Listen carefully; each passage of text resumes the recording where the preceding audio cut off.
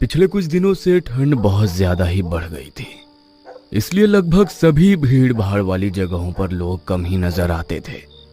चाहे वो सड़क हो, बस स्टैंड हो, सिनेमा घर हो या फिर रेलवे स्टेशन। रात के 11:30 बज रहे थे। आलोक स्टेशन पर अपनी ट्रेन के आने का इंतजार कर रहा था। उसका मूड बहुत ही खराब था क्योंकि ट्रेन को 7:30 बजे ही आना था, लेकिन 11:30 बजे तक भी ट्रेन का कोई अता पता नहीं था। वह कई बार पूछताछ केंद्र पर भी पता करने गया, लेकिन हर बार वहां बैठे रेलवे के स्टाफ ने बोला कि धुंध के कारण अभी तक कोई सूचना नहीं मिली है। एक बार तो उस रेलवे के स्टाफ ने आलोक को डांट भी दिया और कहा, अरे भाई साहब, कितनी बार एक ही सवाल पूछ रहे हो आप? देखिए, ट्रेन आने की सूचना हमें मिलेगी तो अनाउंसमेंट हो जाएगा ना। आप बार बार यहाँ आकर हमें परेशान मत करिए। बहुत ही छोटा स्टेशन था वो, इसलिए ना तो कोई अच्छा सा वेटिंग रूम था वहां और ना ही बड़ी दुकानें। हर और खामोशी ही खामोशी नजर आ रही थी। बस कुछ कुत्ते दिखाई दे रहे थे। उन पर भी शायद इस कड़कड़ाती ठंड का असर हो गया था, इसलिए वे भी चुपचाप खुद को समेटे हुए पड़े थे। आलोक कभी उन कुत्तों को देखता, कभी खुद को। इस समय उसे अपनी हालत भी कुत्तों की तरह ही लग रही थी, लेकिन अचानक उस खामोशी को कुत्तों के भौंकने की आवाज ने तोड़ा। वे कुत्ते लगातार भौंक भी रहे थे और रो भी रहे थे। आलोक को समझ नहीं आ रहा था कि आखिर ये कुत्ते अचानक से इस तरह क्यों भौंकने लगे। वो इस प्रश्न का उत्तर ढूंढने की कोशिश कर रहा था। तभी उसके कानों में रेलवे के अनाउंसमेंट की आवाज आई कि उसकी ट्रेन 2 नंबर प्लेटफॉर्म पर आने वाली है। आलोक उसी प्लेटफॉर्म पर खड़ा था, इसलिए उसे ज्यादा टेंशन नहीं हुई। अचानक आलोक की नजर ट्रेन की पटरी पर गई और उसने वहां जो देखा, उसे देखकर उसका दिमाग हिल गया। उसने देखा कि ट्रेन की पटरी के बीचों बीच कुछ लोग खड़े हैं। उन सबके हाथों में धारदार हथियार थे। यही नहीं, उनमें से 2 लोगों के हाथ में तो कटे हुए सिर भी थे। एक आदमी के हाथ में लड़की का कटा सिर और दूसरे आदमी के हाथ में एक लड़के का कटा हुआ सिर। उन कटे सिर से लगातार खून टपक रहा था।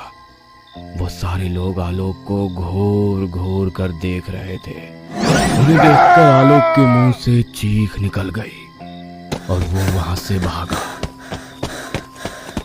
भागते भागते वो पूछताछ केंद्र पर पहुंचा और हाँफते हुए उसने पूछताछ केंद्र में बैठे स्टाफ से कहा, सर, वो पटरी पर कई भयानक लोग खड़े हैं। उनके हाथ में कटे हुए सिर हैं। आप रेलवे पुलिस को इन्फॉर्म करिए। उसकी बातों को सुनकर पूछताछ केंद्र वाले स्टाफ ने उसे घूर कर देखा और लगभग चिल्लाते हुए उससे बोला, क्या प्रॉब्लम है जी आपकी? क्यों आप बार बार हमें डिस्टर्ब कर रहे हैं? ये क्या कटा हुआ सिर जैसी फालतू कहानी बना रहे हो? मैंने बोला ना कि ट्रेन की सूचना मिलेगी तो अनाउंसमेंट कर दूंगा। पर सर, अभी तो आपने अनाउंसमेंट की ना। भांग खाए हो क्या भाई, या गांजा फूका है? ट्रेन आने की सूचना होगी तभी तो अनाउंसमेंट होगी। अभी ट्रेन की कोई खबर नहीं है तो फिर कहां से तुमने अनाउंसमेंट सुन ली? चलो जाओ यहाँ से, मेरा दिमाग मत चाटो। आलोक को कुछ भी समझ नहीं आ रहा था कि आखिर उसने ट्रेन की अनाउंसमेंट कैसे सुन ली और उसने ट्रेन की पटरी पर किसे देखा। उसका दिल जोर जोर से धड़क रहा था। उसे बहुत ही डर लग रहा था।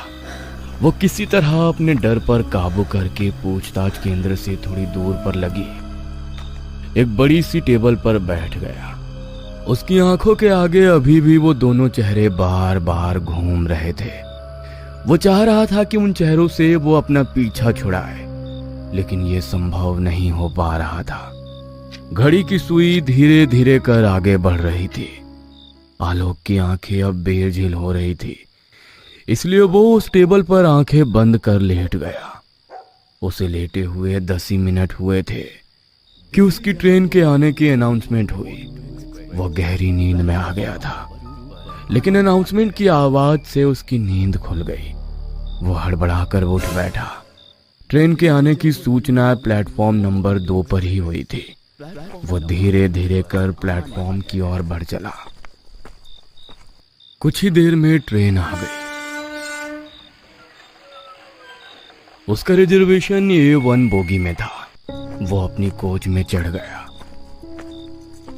वो अपनी सीट पर जाकर बैठ गया। 1 मिनट बाद ट्रेन ने गति पकड़ ली और फुल स्पीड से मंजिल की ओर बढ़ने लगी। आलोक ने देखा कि उसके आसपास के सारे मुसाफिर गहरी नींद में कंबल और चादर ओढ़े हुए सोए हैं। आलोक ने भी अपनी सीट पर रखे पैकेट से चादर और कंबल निकाली और सोने की तैयारी करने लगा। आलोक सीट पर लेट गया और अपनी आंखें बंद कर ली, लेकिन अभी भी पता नहीं क्यों उसकी आंखों के आगे वही भयानक दृश्य घूम रहा था। वो उसे सोचते सोचते सोने की कोशिश करने लगा, लेकिन कुछ देर बाद ही कुछ लोगों के चिल्लाहट से उसकी नींद खुल गई। उसने देखा कि कुछ हथियारबंद लोग उसकी बोगी में चढ़े हुए हैं और सभी लोगों को जगाकर एक ही बात पूछ रहे हैं। यहाँ पर एक लड़का और एक लड़की को देखा है क्या आपने? दोनों के दोनों जवान हैं, लगभग 18-19 साल के। लेकिन सभी लोगों ने ना में अपना सिर हिलाया। आलोक को उन लोगों पर बहुत गुस्सा आ रहा था और वो मन ही मन सोच रहा था कि ये क्या तरीका हुआ सबको जगाने का और इस तरह सवाल पूछने का। बहरहाल वो उनका विरोध तो करना चाह रहा था, लेकिन उनके हाथों के हथियार को देखकर आलोक ने चुप रहने में ही भलाई समझी। कुछ देर बाद वो सभी वहां से चले गए। आलोक फिर से सोने की कोशिश करने लगा, लेकिन तभी उसे फिर लगा कि कोई उसे जगा रहा है। उसने गुस्से में अपनी चादर हटाई और जैसे ही उसने चादर हटाई, उसने देखा कि एक लड़का और एक लड़की जिसके मुंह पूरी तरह ढके हुए हैं उसे जगा रहे हैं। कौन हो भाई? भैया, मेरा नाम अलका है। मैं इस लड़के से बहुत प्यार करती हूँ। इसका नाम सूरज है। भैया, पर हमारे प्यार को कोई स्वीकार नहीं कर रहा है। पूरा गांव हमारी जान का दुश्मन बन गया है। क्यों? अरे क्या हो गया?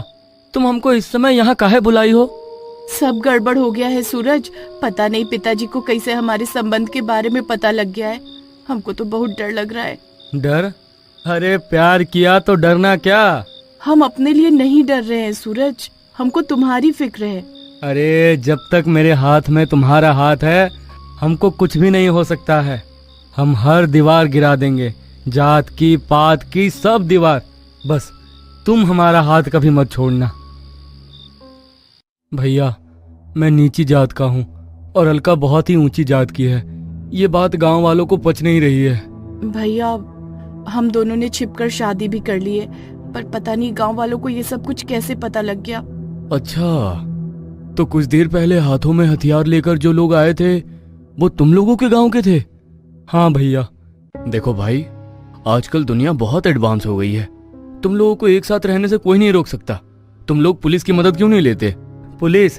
क्या भैया, यहाँ पर पुलिस, कानून, अदालत सब कुछ अलका के पिता और उनका परिवार है। हमारी मदद कोई नहीं कर सकता। ऐसे कैसे नहीं कर सकता? मैं करूंगा तुम्हारी मदद। बताओ मुझे क्या करना होगा? उसके बाद अलका ने आलोक से बोला कि मेरे गांव के कई लोग हमें मारने के लिए ढूंढ रहे हैं। आप किसी तरह हमको उनसे बचा लीजिए। आलोक उनकी बातों को गौर से सुन रहा था और सोच रहा था कि कैसे उनकी मदद की जाए। तभी एक बार फिर से वही लोग वहां आ पहुंचे और उन्होंने उस लड़की और लड़के को देखा। वे तुरंत ही उन्हें पहचान गए। उस भीड़ में अलका के पिता भी थे। गांव वालों, ये देखो, ये दोनों पापी यहाँ है। यहाँ इस आदमी से ये मदद मांग रहे हैं। देर मत करो, मार दो इन्हें। छोटी जात वाले बड़ी जात के पैरों की जूती होते हैं। उनसे शादी नहीं की जाती, उन्हें कुत्ता बनाकर रखा जाता है। इस लड़के ने हमारी बेटी को अपवित्र कर दिया है। इन दोनों को मार दो। अलका के पिता के ऐसा कहने पर सभी लोगों का गुस्सा भड़क उठा।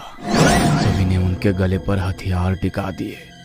आलोक ने जब ये देखा, अरे अरे, ये क्या कर रहे हैं आप लोग? पागल हो गए हैं क्या? मैं अभी पुलिस को बुलाता हूँ।